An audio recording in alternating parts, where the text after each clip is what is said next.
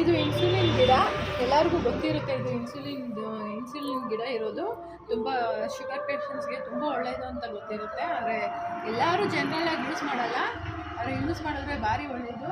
ನನಗೆ ಸೋರಿಯಾಸಿಸ್ ಇತ್ತು, skin problem ಇತ್ತು, ಅದೆಲ್ಲ ತುಂಬ ಚೆನ್ನಾಗಿ ಕಮ್ಮಿ ಆಯಿತು. ನನ್ನ ಮಗನ ಕೆಮ್ಮಾಗಲಿ ಡೆಂಗ್ಯೂ ಬಂದಾಗೂ ನಾನು ಜ್ಯೂಸ್ ಮಾಡ್ಕೊಂಡಿದ್ದೀನಿ. ಇದನ್ನು ಫ್ರೆಶ್ ಎಲ್ಲ ತೊಗೊಂಡು ಸ್ವಲ್ಪ ನನ್ನ ಮಗನ ಡೆಂಗ್ಯೂ ಇದ್ದಾಗಲೂ ಇದನ್ನು ಜ್ಯೂಸ್ ಮಾಡಿಕೊಟ್ಟಿದ್ದೀನಿ. ತುಂಬ ಚೆನ್ನಾಗಿ ಆಗೋದು, ರಿಕವರಿ ಆಗೋದಕ್ಕೆ ಹೆಲ್ಪ್ ಆಯಿತು.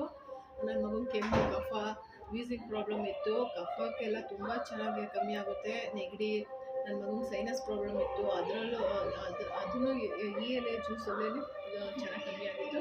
ಫ್ರೆಶ್ ಎಲೆ ತೊಗೊಂಡು, ಫ್ರೆಶ್ ಆಗಿರೋ ಎಲೆ ತೊಗೋಬೇಕು. ಜಾಸ್ತಿ ಹಳೆಯ ಎಲೆ ತೊಗೊಳೋದು ಬೇಡ. ಒಂದು ಸ್ವಲ್ಪ ನೀರು ಹಾಕ್ಬಿಟ್ಟು ಗ್ರೈಂಡ್ ಮಾಡಿಬಿಟ್ಟು ಅದಕ್ಕಿಂತ ಒಂದು ಸ್ವಲ್ಪ ನೀರು ಮಿಕ್ಸ್ ಮಾಡಿಕೊಂಡು ಜ್ಯೂಸ್ ಥರ ಕುಡೀರಿ. ಇದು ಸುಮ್ಮನೆ ಸ್ವಲ್ಪ ಲೆಮನ್ ಟೇಸ್ಟ್ ಇರುತ್ತೆ ಅಷ್ಟೇ.